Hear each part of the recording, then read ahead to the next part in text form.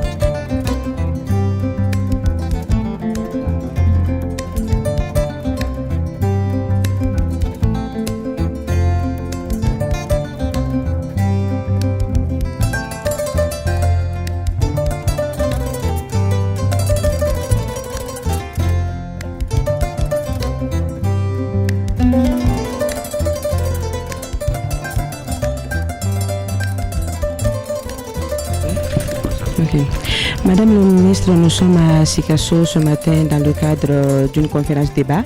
Alors, on souhaiterait savoir quel constat a nécessité la tenue de cette conférence débat et plus précisément à Sikasso. Ok, et merci bien. Alors, comme cela a été déjà signalé, le CERM, qui est le Centre d'études et de réflexion pour le Mali, dont je suis la secrétaire générale, a bien voulu délocaliser le débat sur la population, la démographie et le peuplement à Sikasso pour un certain nombre de raisons. La première, c'est que cette conférence a été tenue à Bamako et sa délocalisation à Sikasso dénote d'abord du dynamisme de Sikasso sur le plan économique, mais aussi sur le plan populationnel. C'est une région qui est aussi peuplée. Et cette dynamique se maintient ces 10 dernières années. Et qui dit population, démographie, parle nécessairement de problèmes économiques, de problèmes de bien-être des populations. Et cela amène à examiner très sérieusement des enjeux organisationnels, des enjeux d'occupation de l'espace, des enjeux de construction des infrastructures, mais surtout des infrastructures viables opérationnelles. Donc, vous allez constater que pour bien comprendre ce sujet, il y a lieu d'installer des espaces de réflexion avec des experts pour traiter ces questions, pour donner des orientations, mais aussi pour pousser l'ensemble des populations à donner des éclairages et à proposer des solutions durables. C'est la raison de notre présence ici, c'est la raison de la diversité des participants ici. Et donc nous osons espérer que ce serait le cas, surtout pour donner l'éclairage qui émane du terrain, pour que aussi les responsables de Sikasso, les populations, les organisations puissent comprendre l'intérêt de la thématique et les enjeux qui y sont liés. Alors, dernière question, au jour d'aujourd'hui, quelle est l'évolution du dividende démographique au Mali? Bon, comme vous le savez, ça a été dit dans la salle, nous sommes un pays avec une évolution démographique assez importante. Le taux de croissance est assez élevé. Donc, partant de là, il nous faut regarder sérieusement comment équiper chaque individu, chaque Malien, quel que soit son âge, quelle que soit sa place, pour qu'il puisse contribuer valablement à l'apport économique, d'où le dividende démographique. Comment instruire, comment soigner, comment orienter, comment améliorer le bien-être pour que chacun, en ce qui le concerne, puisse participer valablement à l'économie du pays. Globalement, il s'agit du dividende démographique et je pense que les réflexions qui sont menées vont dans ce sens. Le gouverneur, sans le dire, était vraiment dans le sujet du dividende en parlant de l'amélioration de certaines infrastructures qui vont contribuer à bien renforcer les capacités des femmes, des jeunes, pour que des hommes, pour que chacun en ce qui les concerne puisse globalement contribuer à l'économie malienne et à l'amélioration du bien-être. Et je pense que nous sommes dans cette direction. Madame le secrétaire général du CERM, merci d'avoir répondu à nos questions. Je suis M.